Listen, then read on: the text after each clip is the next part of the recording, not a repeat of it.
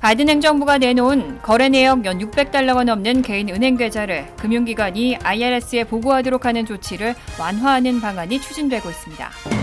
식품의약국 FDA가 어제 모더나와 존슨앤존슨 자회사 얀센의 코로나19 백신 부스터샷을 승인했습니다. 앞으로는 해외에서 코로나19 백신을 맞은 한국인들도 격리 면제서 없이 한국에 입국해도 예방접종력을 인정받을 수 있게 됐습니다. 잠시 주춤했던 중고차 가격이 이달 또 급등했습니다. 내년 초까지 물가 상승 현상이 이어질 거란 전망이 나옵니다. 게빈 뉴섬 캘리포니아 주지사가 최근 더 심해지고 있는 공급망 대란을 해소하기 위해서 행정명령을 내렸습니다. 이상은 이 시각 주요 뉴스입니다.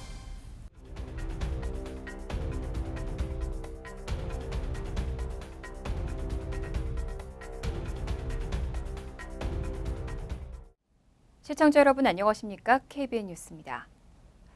바이든 행정부가 세금 탈루를 줄이려는 의도로 내놓은 조치죠. 거래 내역 연 600달러가 넘는 개인 은행 계좌를 금융기관이 IRS에 보고하도록 하는 조치를 완화하는 방안이 추진되고 있습니다. 수정안에 따르면 입출금 총액 조건은 연 $10,000로 상향 조정되고 급여와 임금 등은 입출금 대상에서 제외됩니다. 어제 뉴욕타임즈는 연방 상원의 민주당 의원들이 연 600달러를 초과하는 개인 은행 계좌의 거래 내역을 금융기관이 IRS에 보고하는 것을 의무화하는 연방 재무부의 안에 대해 조건이 완화 내용이 포함된 수정안을 이날 제출할 것이라고 보도했습니다. 당초에는 연간 총 600달러가 넘는 입금액과 출금액의 개인 은행 계좌는 금융기관이 거래 내역을 IRS에 의무 보고해야 한다는 내용이었지만 입출금 총액 조건이 연 $10,000로 상향 조정된 겁니다.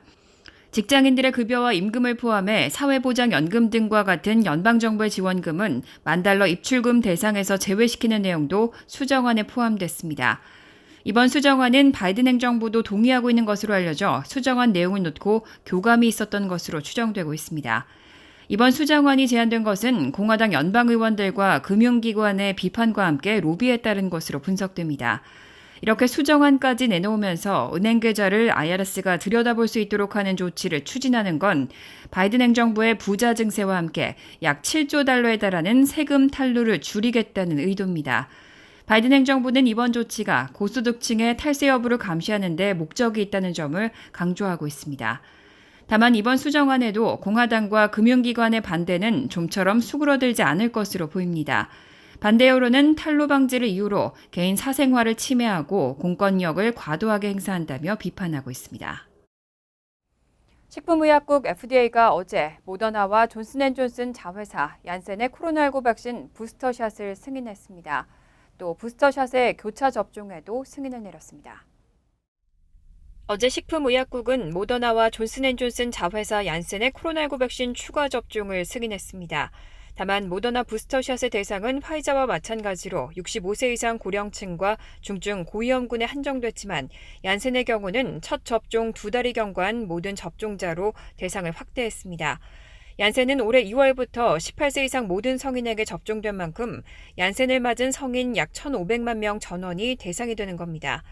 FDA는 또 부스터샷 교차 접종도 함께 승인했습니다. FDA는 어제 모더나와 얀센의 코로나19 백신 부스터샷을 승인하면서 모든 미국인은 이전에 접종한 것과 다른 백신으로 부스터샷을 맞을 수 있다고 밝혔습니다. 제닛 우드콕 FDA 국장대행은 성명을 통해 완전 접종 인구 사이에서도 시간이 경과하며 백신 효과가 떨어지는 것으로 나타났다며 부스터샷 승인 이유를 밝혔습니다. 또 다른 종류의 부스터 사용으로 인한 이익이 잠재적 위험을 능가한다고 판단했다며 교차 접종 승인 배경도 설명했습니다. 이로써 이제 미국에선 기존 승인된 3종의 백신 모두 부스터로서도 FDA의 승인을 받은 겁니다. 다만 실제 접종이 이뤄지려면 질병통제예방센터의 심사 절차가 남았습니다. CDC 예방접종 자문위원회는 오늘 얀센과 모더나의 부스터샷 접종 여부를 논의했습니다. 위원회 논의에 이어 로셀 월런스키 CDC 국장의 최종 승인이 나오면 즉시 접종이 가능해지는 만큼 이르면 이번 주말 중에는 모더나 얀센 접종자들의 부스터샷이 개시될 수 있다는 전망이 나옵니다. 백악관이 오늘 성명에서 전 세계 100여국에 코로나19 백신 약 2억 회분을 기부했다고 밝혔습니다. 백악관은 오늘 기념 성명을 내고 오늘 미국은 전 세계 100여국에 2억 회분의 코로나19 백신을 성공적으로 기부해 전달했다고 말했습니다. 백악관은 이 백신이 생명을 구하고 생계를 보호하며 현재 감염병으로부터 타격을 받고 있는 경제를 치유하는 데 도움이 될 것이라고 밝혔습니다. 앞서 바이든 정부는 백신 공동구매 국제 프로그램인 코백스를 통해 빈곤 국가를 대상으로 백신 10억 회분 이상을 무상 지원하겠다고 약속한 바 있습니다. 지난 14일에는 아프리카 연합에 얀센 백신 1,700만 회분을 기부할 것이라고 밝혔고 내년까지 이런 행보를 이어갈 것이라고 전했습니다. 그럼에도 불구하고 로이터 통신은 빈곤국을 중심으로 전 세계 많은 사람들이 여전히 백신 1차 접종을 채 마치지 않은 상황에서 미국이 백신 추가 접종을 시작한 것을 두고 국제기구를 비롯한 일부 국가들의 비판을 받고 있다고 지적했습니다. 앞으로는 해외에서 코로나19 백신을 맞은 한국인들도 격리 면제서 없이 한국에 입국해도 예방접종력을 인정받을 수 있습니다. 사적 모임 인원 제외 등 한국에서 백신을 맞은 사람들과 같은 혜택을 받게 됩니다. 한국중앙사고수습본부는 어제 정례 브리핑에서 20일부터는 해외에서 코로나19 예방접종을 받고 격리 면제서 없이 입국한 국민들도 국내 접종 완료자와 동일하게 접종 증명이 가능하다고 밝혔습니다. 기존에는 해외에서 백신 접종을 완료했어도 격리 면제서를 소지하지 않으면 한국 예방접종 시스템에 등록할 수 없었습니다.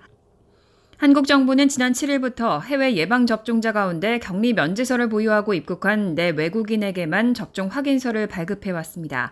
하지만 어제 발표된 내용은 격리 면제서 없이 입국하는 내국인까지 접종력 인정 범위를 확대한 후속 조치입니다. 한국 예방접종 시스템에 접종 이력을 등록하려면 지방자치단체 보건소를 방문해 본인의 해외 예방접종 증명서류를 제시하면 됩니다. 해외 접종력을 등록하면 종이 예방접종 확인서뿐만 아니라 쿠브 앱을 통해 이력을 확인할 수 있습니다. 다만 예방접종 증명서를 가지고 가지 않으면 등록이 불가능하고 증명서를 위변조하거나 허위로 제출한 경우 형사처벌될 수 있고 과태료 10만 원이 부과됩니다. 한국 내 시스템에 접종 이력을 등록하면 즉시 사회적 거리두기 예발 등 한국 내 접종 완료자와 같은 방역 원칙을 적용받을 수 있습니다. 코로나19 확진자와 밀접 접촉했을 시에도 자가격리가 면제됩니다. 한국 정부가 재외국민을 보호하기 위해서 관련 제도를 대폭 강화한 기본계획을 발표했습니다. 해외에서의 사건, 사고를 예측해 경고해주고 재외국민이 부상을 당할 경우 환자 이송 지원을 제도화하는 방안도 담겼습니다. 19일 한국 외교부는 정의용 외교부 장관이 재외국민보호위원회 제1차 회의를 주재하고 재외국민 보호를 위한 빅데이터 활용 및 해외 환자 이송 지원 제도화 방안을 담은 2021-2025년 재외국민 보호 기본계획을 심의 확정했다고 밝혔습니다. 확정된 기본계획에는 우선 빅데이터를 통한 사건, 사고 위험도 예측을 통해 그간 접수된 재외국민의 사건, 사고를 데이터베이스화하고 해당 국가의 범죄율 등 통계 자료를 활용해 위험도를 측정하겠다는 겁니다. 이를 토대로 재외국민이 위험도가 높은 해외 지역으로 떠날 경우 미리 주의 또는 경고를 하겠다는 계획입니다. 또 해외 환자에 대한 이송 지원도 제도화합니다. 그동안 해외에서 사고를 당하거나 질병에 걸려 치료가 필요한 경우 정부 지원이 없었지만 앞으로 개개인 자력 대응 때의 의사소통 어려움이나 비용 부담 문제가 발생할 경우 지원하겠다는 겁니다. 또 안전사고나 질병 발생 시 현지 치료와 이송 지원에 대한 영사 조력을 강화하고 관련 제도를 손질할 계획입니다. 아울러 재외국민 보호 관련 법과 제도를 정비하고 해외 사건, 사고 예방 및 대응 인력과 예산을 확충하는 등의 기존 정책 과제도 포함됐습니다. 지난 4월부터 중고차 가격 상승은 미국 전체 물가지수 상승의 주요 견인 요소로 꼽혀왔는데요. 잠시 주춤했던 중고차 가격이 이달 또 급등했습니다. 내년 초까지 물가 상승 현상이 이어질 거란 전망이 나옵니다. 폭스뉴스는 어제 대표적인 중고차 가격 지수인 만하임 중고차 가격 지수를 토대로 중고차 가격이 또 급등했다면서 내년 초까지는 물가 상승 현상이 이어질 것으로 전망했습니다. 만하임 중고차 가격 지수에 따르면 이달 1일부터 15일까지 중고차 도매 및 트럭 가격은 9월 한 달 대비 8.3% 증가했습니다. 국제적인 반도체 부족 사태로 자동차 생산에 차질이 생기면서 소비자들은 길어진 신차 주문 대기 기간 때문에 중고차 시장으로 눈을 돌렸고 중고차 가격은 지난 12개월 동안 37%나 올랐습니다. 지난 4월에는 승용차 및 트럭 중고 가격이 전월 대비 10%, 2020년 4월 대비 21% 상승한 바 있습니다. 짐 레이드 도이치방크 전략가는 중고차 가격이 내년 초에 접어들어도 여전히 소비자 물가지수 상승에 큰 영향을 미칠 것으로 보인다고 설명했습니다. 연방준비제도 이사회는 인플레이션이 일시적이라고 주장하면서 중고차 가격의 조정을 언급해왔고, 이에 올 6월부터는 중고차 가격이 하락하기 시작했습니다. 하지만 지난 9월에는 중고차 물가가 떨어졌는데도 소비자 물가지수가 지난해 같은 달과 비교해 5.4% 올라 2008년 이후 최대의 상승폭을 기록했습니다. 이런 가운데 중고차 가격이 또다시 상승세를 나타내면서 물가 상승 현상이 지속될 거란 우려가 커지고 있습니다. 개빈 뉴섬 캘리포니아 주지사가 최근 더 심해지고 있는 공급망 대란을 해소하기 위해서 행정명령을 내렸습니다. 운송기사 및 컨테이너 저장 공간의 부족 문제를 해결하기 위한 여러 조치가 담겼습니다. 개빈 뉴섬 캘리포니아 주지사는 어제 성명을 통해 캘리포니아 항구는 지역 주 국가 경제에 매우 중요한 곳이라며 주정부가 전 세계적인 혼란에 맞서 물자 이동을 지원하기 위한 조치를 취하고 있다고 밝혔습니다. 캘리포니아 주정부는 항구에 내리지 못하는 컨테이너를 일시적으로나마 보관할 주정부나 연방정부 소유부지 및 사유지를 찾도록 지시했고, 화물 트럭의 운송 경로를 파악해 주정부가 도로 중량 제한을 일시적으로 면제하도록 했습니다. 행정명령은 즉시 발효됐습니다. 어제 기준 64척의 화물선이 LA 항구와 롱비치 항에 정박해 있고, LA 항 앞바다에만 20만 개의 컨테이너가 선박 위에 고립돼 있는 상황입니다. 컨테이너 보관 공간을 확보하면 선박들은 바다에 정박해 대기할 필요가 없어지게 될 것이고, 도로 중량 제한 해제는 트럭들이 보다 많은 물류를 운송하게 해 운송기사 부족 현상을 조금이나마 해소할 수 있을 것으로 기대되고 있습니다. 뉴섬 주지사는 연방정부, 산업 파트너 등과 함께 위기에 즉각 대처하고 유통 과정을 21세기로 이끌 혁신적인 해결책에 대해 계속 협력할 것이라고 밝혔습니다. 이렇게 항만 병목 현상으로 물류 대란을 키우고 있는 캘리포니아주 LA항의 화물 처리 효율성이 세계 최저 수준이라는 조사 결과가 나왔습니다. 로이터 통신은 어제 세계은행과 글로벌 산업조사 분석기관 IHS 마킷 자료를 인용해 캘리포니아주 로스앤젤레스 항의 화물 처리 효율성이 세계 최저 수준이라고 보도했습니다. 자료에 따르면 컨테이너선 화물을 처리하는 전 세계 351개 항구 가운데 LA항은 탄자니아 다르에스살람항, 미 알래스카주 더치항에 이어 328위였습니다. 공동 1위는 일본 요코하마항과 사우디아라비아의 킹 압둘라항이 차지했습니다. 상위 50위권에는 아시아와 중동, 북아프리카 항구가 포진했습니다. 100위 내에 든 미국 항구는 83위의 필라델피아항, 85위 버지니아항, 89위 뉴욕 뉴저지항, 95위 사우스캐롤라이나 소재 찰스턴항입니다. 로이터 통신은 LA항 인근 롱비치항의 경우 지난 5월 공개된 컨테이너항 실적지수에서 터키의 넴루트베이항과 케냐의 몬바사항보다 낮은 순위를 기록했다고 보도했습니다. 또 캘리포니아의 LA항과 롱비치항은 미국의 어떤 항구보다 많은 원양 화물을 취급하지만 세계에서 가장 효율이 낮은 항구에 속한다고 지적했습니다. 경제매체 폭스 비즈니스는 LA항과 롱비치항 입항을 기다리는 화물선이 지난 18일 기준으로 157척에 달해 역대 최대치를 기록했다고 보도했습니다. 백악관이 수조 달러 규모의 인프라, 사회복지 예산을 마련하기 위해서 부유세 신설 방안을 검토하고 있습니다. 당초 법인세를 인상할 계획이었지만 기업 경쟁력 약화 등이 우려되면서 대신 부유세로 재원을 마련하겠다는 방침입니다. 워싱턴 포스트에 따르면 백악관 고위 관계자들은 어제 민주당 지도부와 세금 정책과 관련한 비공개 회동을 가졌습니다. 회동에서 백악관 측은 법인세 인상 대신 억만장자를 대상으로 부유세를 신설하는 방안을 제안했습니다. 앞서 바이든 행정부는 트럼프 전 행정부 시절 35%에서 21%로 낮췄던 법인세율을 28%까지 올리겠다고 밝힌 바 있습니다. 민주당도 법인세 인상을 추진해왔지만 기업 경쟁력 약화 등에 대한 우려 목소리가 나오자 법인세 인상 대신 부유세 신설로 상당 재원을 마련하기로 한 것으로 파악됩니다. 이와 함께 기업이 각종 공제 등을 받더라도 일정 수준의 세금을 내도록 하는 최저한세도 제시됐습니다. 또 국세청을 통해 조세 집행을 강화하고 회사가 주주 이익을 위해 자사 주식을 매입할 경우 세금을 부과하는 방안도 거론됐습니다. 아울러 다국적 기업에 대해 최저세를 인상하기 위한 국제 세금 조항 개편 등도 논의됐습니다. 다만 참석자들은 이런 방안이 확정안은 아니고 향후 논의 과정에서 변경될 수 있다고 전했습니다. 간추린 소식입니다. 주 뉴욕 총영사관이 오늘 11월 1일부터 12월 31일까지 한국에서 해외로 출국한 기소중지 재외국민 특별 자수기간을 운영합니다. 기소중지자는 특별 자수기간을 통해 미입국 상태에서 한국 검찰 조사 등 간편한 절차로 기소중지 사건을 해결할 수 있습니다.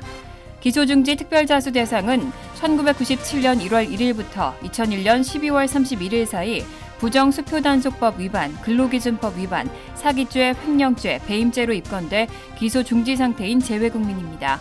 또 고소고발이 취소된 경우, 합의 등에 준하는 경우, 법정형이 벌금만 규정된 경우 등 검찰 사건 처리 기준에 따라 약식 명령 청구 사항인 기소 중지 상태도 포함됩니다. 빌 앤 멀린다 게이츠 재단은 어제 발표한 성명에서 제약사 머크의 먹는 치료제 몰누피라비르가 규제 당국에 의해 승인될 경우 저소득 국가가 복제약을 사용할 수 있도록 1억 2천만 달러를 지원한다고 밝혔습니다. 이 자금은 몰누피라비르 복제약을 개발하고 제조하는 데 필요한 활동을 지원하기 위해 사용된다고 설명했습니다. 머크는 지난 11일 몰누피라비르의 긴급 사용을 식품의약국에 신청했습니다. FDA의 긴급 사용 승인이 이뤄지면 세계 최초의 코로나19 경구용 치료제가 됩니다. 주요 소셜미디어 플랫폼에서 퇴출된 트럼프 전 대통령이 직접 소셜미디어를 론칭합니다. ABC 방송은 트럼프 미디어 및 기술그룹과 나스닥 상장회사인 디지털 월드 애퀴지션 그룹이 합병해 새로운 회사를 설립하기로 했고 트럼프 전 대통령이 회장이 된다고 전했습니다. 새로 출범하는 소셜미디어의 명칭은 트루스 소셜이며 다음 달에 베타 버전 앱이 공개될 예정입니다.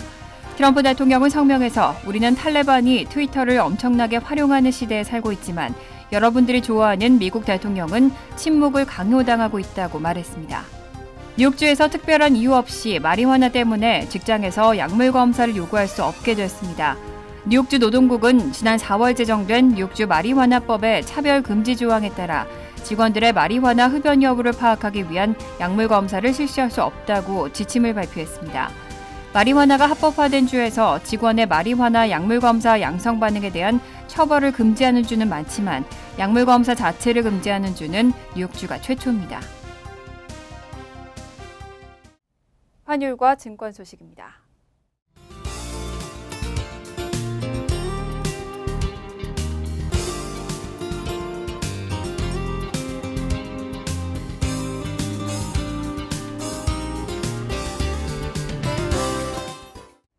이어서 날씨입니다.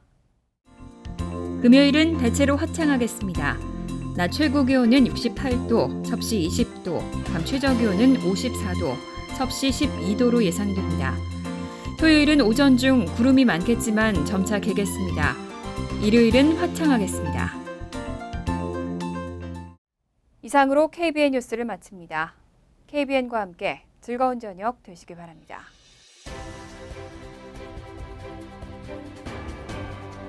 미 동부 최대 한인방송 KBN이 제작하는 KBN 뉴스는 웹사이트 mykbn.com 그리고 유튜브와 페이스북에서 다시 보실 수 있습니다. 좋아요, 구독, 알림 설정은 뉴스 제작에 큰 도움이 됩니다.